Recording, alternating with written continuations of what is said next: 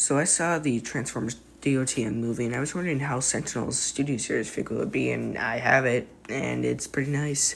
The Voyager's okay. It's not the best thing ever, but it's still very decent. Accessory-wise, he comes with his only sword. It can split into two. It doesn't come with a shield or gun, so it's kind of unfortunate, but it can split in two because of how transformation works.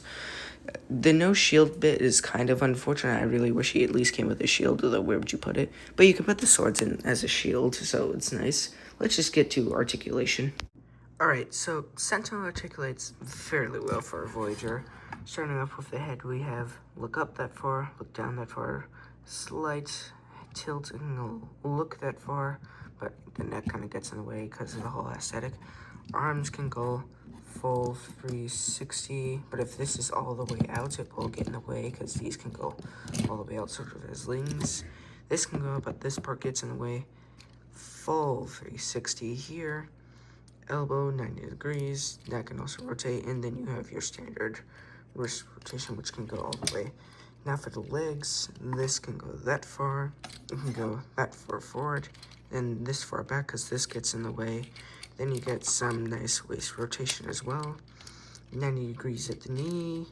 And then you get toe tilt, really, because there's no ankle. So he's fairly articulated for a Voyager, I'd say. See, I know he's fairly articulated for a Voyager. Again, he has his limitations because of his backpack, but that's mainly because of how his transformation works. So let's just get on to that. Alrighty, so I find Transformers Guy very, very fun for some reason. I have no idea why, I just find it fun. But first things first, we're going to want to fold these down. Then we are going to want to unclick the chest, just like this. And pull the arms forward, and then these will pull on back. Move the doors, and then fold down the head. This will be the front of the truck. Now, we're going to move down this bit and rotate it 180 degrees. Fold out this panel, fold out these little mirrors. Then this will simply go up here, and it will tap into place. You'll hear a nice little click. Then move this bit up. Well, you don't have to now, but I just, because it kind of gets everything out of the way. Now, a lot of stuff happens at the legs. You're going to want to untap this bit, fold this 180 degrees. Now do that, fold that out, and this bit, and now that toe is simply going to fold down, and it will go in just like that. Now you're going to want to mimic here, pull that apart, 180, fold the back bit out, fold out the 316, fold down the toe, and there we have it here. Now we're going to want to, well, you can tab it in, but it's not really the easiest thing in the world, so I'm going to wait a little bit, just for a little bit. Now, first things, never mind, don't do as I say, not as I do. Put the arms here, and then that little peg is going to go right into the arms. I bumped the camera slightly, sorry. Plug that in there, plug that in that arm, and then these bits are going to want to tab in. Tab in. That part doesn't like to tab in for some reason, and now that is also, okay, there we go. Now we have bottom and top of the truck. Okay, now this is going to tap in there, and this is going to tap in there. Now, this is the only part about the transformation I do not like, because it doesn't like tabbing in on my copy. No matter what I've done, it won't tab in, and it's just really, really annoying for me.